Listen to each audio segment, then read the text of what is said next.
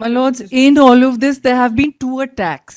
On the 27th Yes. of September in Shagor Dotto Medical College Hospital, there was an assault when the mob entered and the police and the non-state security personnel, the Rati Reshati said, that they are doubling down on, stood back. So, my lords, there is a Nobody second stood back. attack that happened yesterday. My lords, if I may just... That you are investigating. This is not a general investigation onto what is happening on issues of law and order in every hospital. দিনে দুবার ব্যবহার করো stoppage cream আর নিজেকে রাখো evergreen Keya Seth aromatherapy stop age cream আর খুঁজে পাও নতুন আমিকে। But we take it that you are taking action in accordance with. We have filed Action have been My lords, said in this FIR regard, because action the- is not the being two taken. versions are that a patient died because, my lord, he was not provided bed.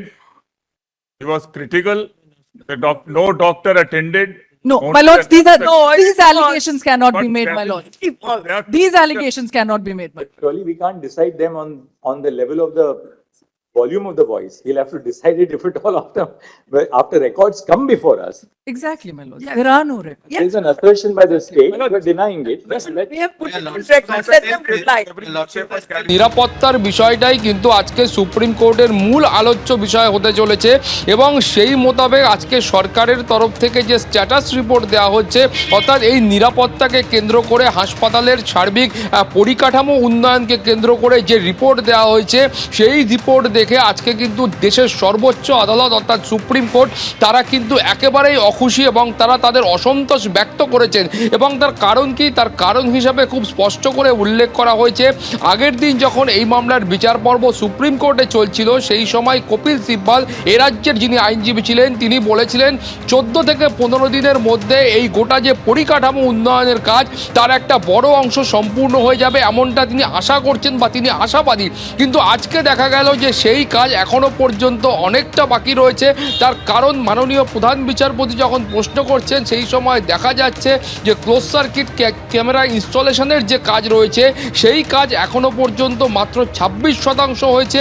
এবং অন্যান্য যে পরিকাঠামো উন্নয়নের কাজ নিরাপত্তার কাজ বিশ্রাম কক্ষ বানাবার কাজ এর কোনো কাজগুলি কিন্তু এখনো পর্যন্ত 50% অতিক্রম করেনি অর্থাৎ এখানেই প্রধান বিচারপতির প্রশ্ন হচ্ছে যে এই কাজ এত দেরি করে কেন হচ্ছে এবং এই কাজ আরও দ্রুত বা তাড়াতাড়ি হওয়া উচিত ছিল বলে মাননীয় প্রধান বিচারপতি মনে করছেন এবং যুক্তি হিসাবে রাজ্যের তরফ থেকে বলা হয় যে এই বিষয়ে তারা কিন্তু টেন্ডার ফ্লোট করেছেন অর্থাৎ টেন্ডার তারা বের করেছেন এবং তারা যেটা মনে করছেন যে পশ্চিমবঙ্গে এখন একটা বন্যার পরিস্থিতি রয়েছে ফলে তো সেই কারণেও খানিকটা বিলম্ব হচ্ছে ফলে সব মিলিয়ে এই কাজ সম্পূর্ণ করার জন্য এখনো পর্যন্ত 15ই অক্টোবর পর্যন্ত সময় লাগতে পারে এইরকম তারা আশাবাদী তুমি জানো যে এই মামলার প্রথম দিন থেকেই সুপ্রিম কোর্টের মাননীয় প্রধান বিচারপতি তিনি সর্বাধিক যে বিষয়কে গুরুত্ব দিয়েছিলেন এই খুন এবং ধর্ষণ ছাড়াও এবং এই আর্থিক দুর্নীতি ছাড়াও সেটা হলো চিকিৎসকদের নিরাপত্তার জন্য তার কারণ তিনি স্পষ্ট করে বলেছিলেন এই 18 থেকে 24 বছর বয়স পর্যন্ত